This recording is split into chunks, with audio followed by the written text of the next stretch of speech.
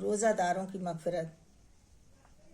پانچویں خصوصیت یہ ہے کہ رمضان المبارک کی آخری رات میں سب روز داروں کی مغفرت کر دی جاتی ہے۔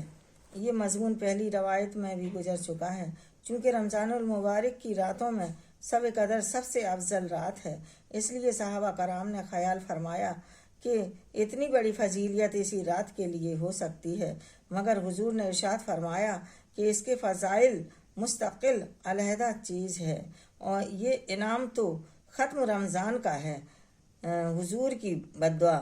کعب بن عزرہ کہتے ہیں کہ ایک مرتبہ نبی کریم صلی اللہ علیہ وسلم نے ارشاد فرمایا کہ ممبر کے قریب ہو جاؤ۔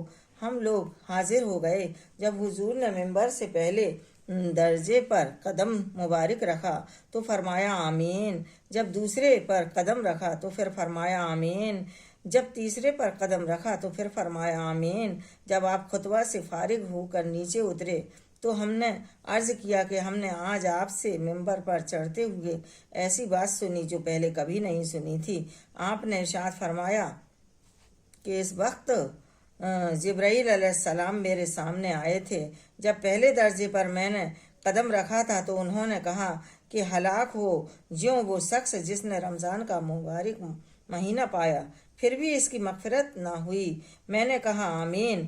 پھر جب میں دوسرے درجے پر چڑھا تو انہوں نے کہا ہلاک ہو جیوں وہ شخص جس کے سامنے میں ذکر کیا مبارک ہوں اور وہ درود نہ بھیجے مجھ پر۔ کہا آمین۔ جب میں تیسرے درجے پر چڑھا تو انہوں نے کہا کہ ہلاک ہو جیوں وہ شخص جس کے سامنے اس کے والدین یا ان میں سے کوئی ایک بڑھاپے کو پاوے اور وہ اس کو جنت میں داخل نہ کرائیں۔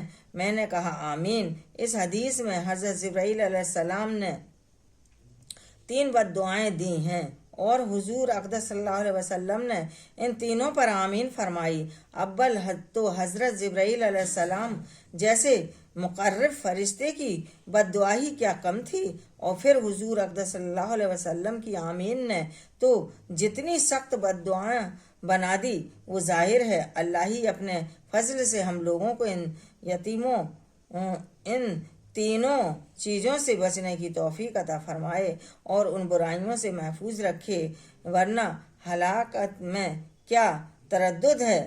در مصنوی کی بعض روایات سے معلوم ہوتا ہے کہ خود حضرت جبرائیل علیہ السلام نے حضور سے کہا کہ آمین کہو تو حضور نے فرمایا آمین، جس سے اور بھی زیادہ اہتمام معلوم ہوتا ہے۔ سبحان اللہ۔